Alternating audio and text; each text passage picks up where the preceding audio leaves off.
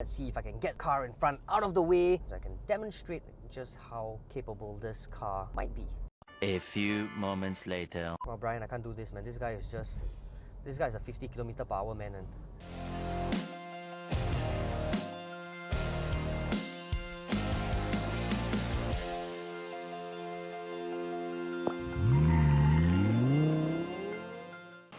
hey guys, welcome back to sgCarMart Reviews. This is the Volkswagen T-Cross. It's Volkswagen's latest compact SUV offering. Now, compact SUV is all over Singapore. I mean, like, I really mean all over. Car makers are coming out with countless of all of them. So in other words, this car faces very, very stiff competition from the likes of the Hyundai Venue, Kia Stonic, Honda HR-V, and the Toyota CHR. You get what I mean? It's just all over the place. But this car differentiates itself from the rest of the pack by being really, really funky. I think Hyundai Venue is probably the next closest funky competitor, but this car just takes it to a whole new level. The car that you see here is in turquoise color. I don't really know what the name of the color is, but get this. You can get the car in orange, which will also give you orange wheels if you want. So if that is up your alley, this car should be on your to-buy list. Now, first things first, the car looks aggressive because of its R-Line variant. This R-Line variant just means you get more aggressive bumpers and rear as well. So the car up front reminds you a little bit like the flagship SUV Touareg, but obviously it's a more shrunken version. Now, it's also shrunken because this car right here is based on the Volkswagen Polo. So the entire length and width, they're quite similar. However, obviously, it being a compact SUV just means that it is taller and boxier as a result. This car, bow lines were stretched all the way from the side, right through, non-stop, unbroken, to the back. Now, the rear is where it gets a little bit more interesting. You see this light strip across, which is getting a little bit more common now in cars. Porsche has it, Hyundai has it, Lexus has it. What's also really cool about the rear is that the T-Cross moniker is now across the center of the rear. So instead of having it by the side, where it's all so common and boring, the T-Cross has it across here right now. Let's take a look at the boot. This gives you 385 liters worth of boot space. It obviously wouldn't pass the anti-trolley length test, unfortunately, but if you put it at the side this way, it'll fit easily check-in luggage as well as the anti-trolley. If this isn't enough for you for some reason, you can actually push the rear seats forward by some 150 millimeters and the boot space will increase by 455 liters, which is the best in its class. Yeah, and before I forget, this right here is Volkswagen's new logo. It's flatter, two-dimensional now. It's more minimalist, simplistic design, so good stuff. The Volkswagen T-Cross is $119,000. The 1-litre turbocharged engine produces 114 brake horsepower and 200 Newton-meters of torque. The 7-speed dual-clutch transmission brings the car from 0 to 100 in 10.2 seconds. For more details on the Volkswagen T-Cross or any other car, head on to sgCarMart.com to help you make the smart choice on your next car. Alright. So, the Volkswagen T-Cross.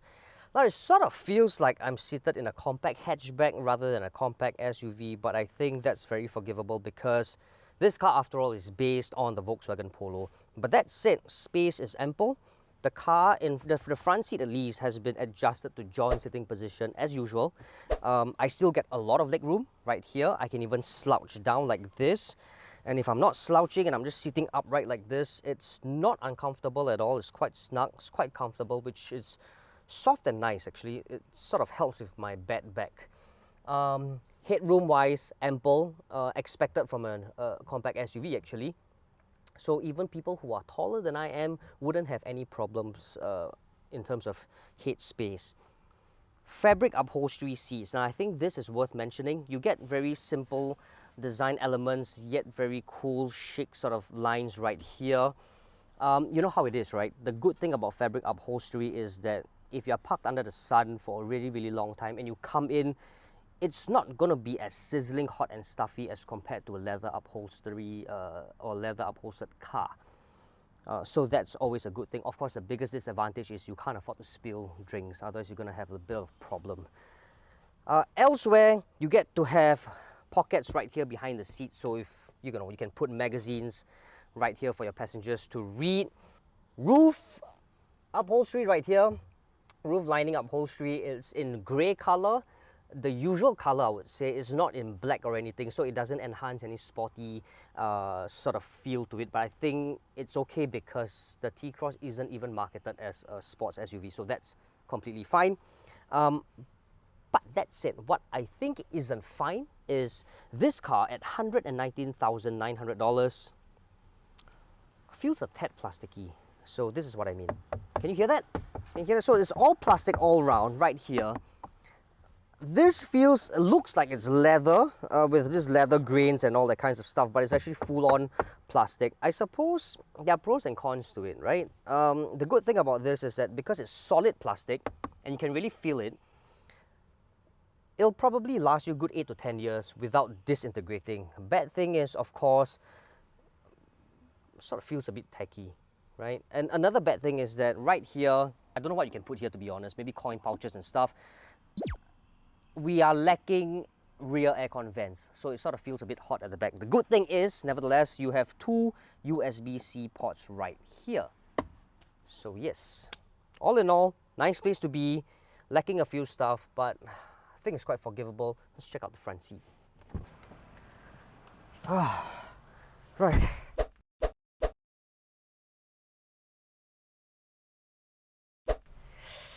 Oh, so all that moaning and groaning when I get into the car, well, it's because of a bad back, right? So all the moaning and groaning makes me feel a lot better when I get in and out of the car.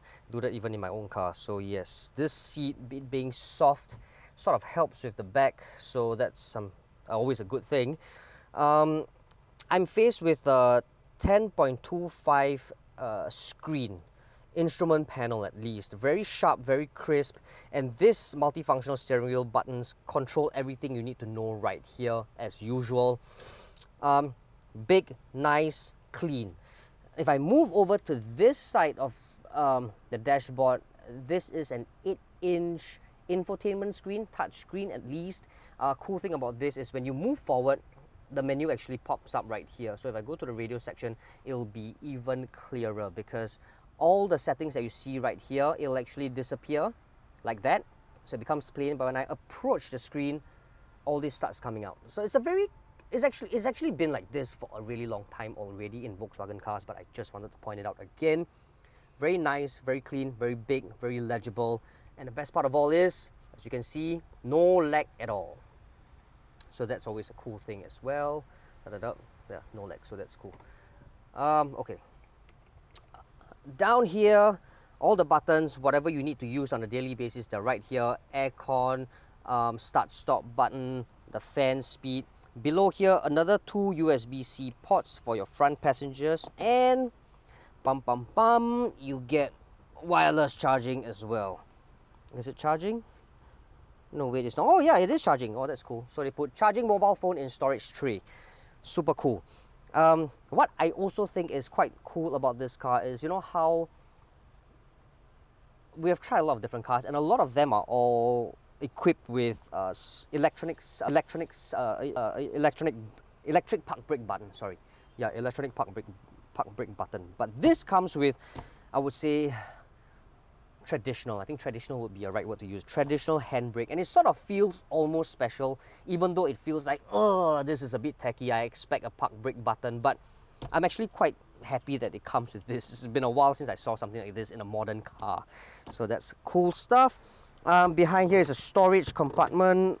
It's quite small actually. You can store in wallet, fan, mask, and some other stuff inside, some wires and all, but it's actually quite small, but it's quite deep, so I think you could probably do away with a water bottle or something, slim one at least. What's also worth mentioning about this car is this comes equipped with the Beats speaker. Yeah, the Beats speaker right here. So the only other car that I know comes equipped with this is the Polo Beats edition, if I'm not wrong, so that sort of just resonates. the whole based on Polo, and then you have the Polo beats and all that kind of stuff. That's quite cool. Now, one way to find out if this car can drive as good as it looks.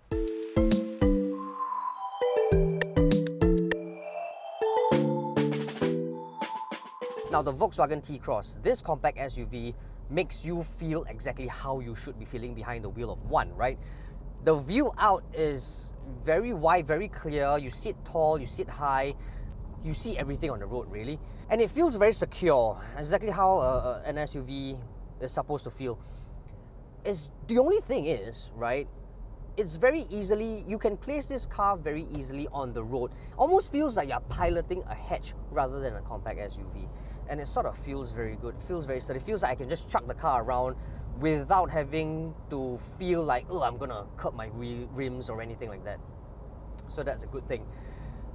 Best part of all is this car, 1 litre 3-cylinder power plant, pumps out 114 brake horsepower and 200 Newton meters of torque. The figures alone is absolute rubbish, but because this car, this power plant, right, equipment, this car is mated to a 7-speed dual clutch gearbox. Now that just speeds everything up.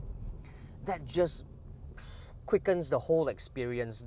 It feels very tightly packed together. So as you drive, it just gets up to speed very quickly. Anything above 2005, now that's where you want your car to be, above 2500 RPM. Anything lower, you sort of feel the car's sluggishness. You get a lot of vibration because the car chooses a gear probably higher than it should be, so it's only to save fuel and all that kinds of stuff. So you actually feel the vibrations a little bit. So it's a bit annoying, but it's very easily overcome. You just have to honestly just press the right pedal or the accelerator pedal a little harder, and it will just climb very steadily and very quickly. Now, it being a 1 litre 3-cylinder does not mean that it's slow. In fact, this car completes a century sprint in about 10 seconds, which is faster than cars that in its class that has got higher displacement capacity. So this car is mighty impressive in that sense. I mean, just based on all these figures and characteristics, this car is already the leader of the pack in its class. There are just road constructions everywhere right now. Just road constructions everywhere we go. Now the good thing is, thankfully, the T-Cross is more comfort biased than anything else. So as we go over uneven tarmac like this, it doesn't send vibrations to the cabin. In fact, it quite holds its own very well. Okay, let's see if it is. Let's go. Come on, come on, come on. Come on, come on, come on. This car will not defy the laws of physics, I can tell you that. I can feel the roll. It's quite significant, especially when you drive fast like this around sweeping bends, but it can handle its own quite well, I must say.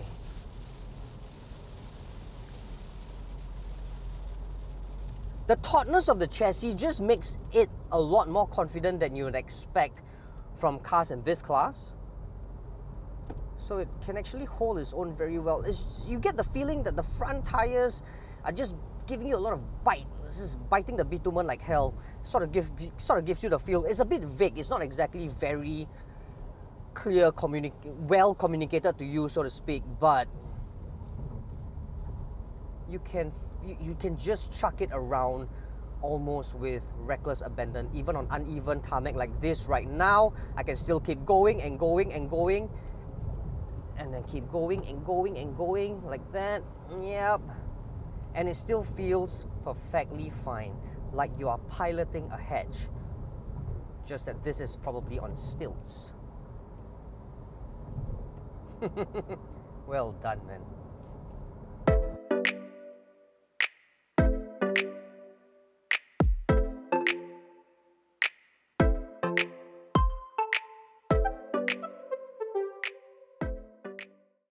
So, question is, will buy, won't buy, or go try the Volkswagen T-Cross R-Line? My answer, unfortunately, is no, I won't buy this car. And I won't buy this car only for one very simple reason. This car, at time of filming, will set you back $119,000. It's about close to $120,000. Listed price is genuinely expensive For 120 grand, you're just not getting enough car. It handles its own very well, don't get me wrong. The T-Cross just drives very well, very comfortable, handles perfectly fine. You can throw this car around with reckless abandon and it'll still hold its own. And I love this 1 litre 3-cylinder power plant. There are several advantages. The first thing is it helps with fuel economy, although we got pretty rubbish fuel economy because of the way I drove. It's like not even 10 kilometers per litre. Secondly, you pay like less than $400 for your road tax per year. I pay like $1,600, $1,700 by now because it's a COE car. So if I can pay so little a year for my road tax, that would be such a relief. So this 1 litre 3-cylinder, what a gem, right? However, at 120,000, you got to understand that I'm not getting ventilated seats. That's the first thing. Yes, I get traditional handbrake, which I'm not complaining by the way, but at 120,000, it'll be nice to have electronic park brake button with auto hold function. I think the auto hold function is missing. So at the lights, my leg has to be constantly be placed on the brake pedal, which shouldn't be a problem for people who are used to driving automatic cars. But for me, I'm very used to driving manual transmission cars. So at the lights, or if I'm at a stop, my legs are nowhere because I just handbrake and just put it in neutral and just I don't bother about anything else. I don't have to put my legs on the brake. So I sort of feel the annoyance, I sort of feel the discomfort of putting my leg on the brake pedal all the time. But again, that is just me. It shouldn't be a problem for guys out there who are used to, you know, driving automatic cars.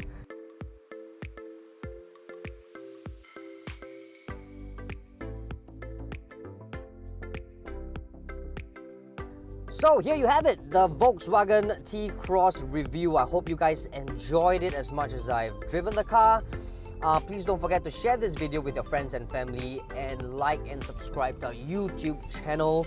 Don't forget to also leave your comment in the comment box below and tell us whether or not you will buy, won't buy, or go try the Volkswagen T-Cross. In the meantime, thank you very much for watching. Stay safe, be well. Ciao.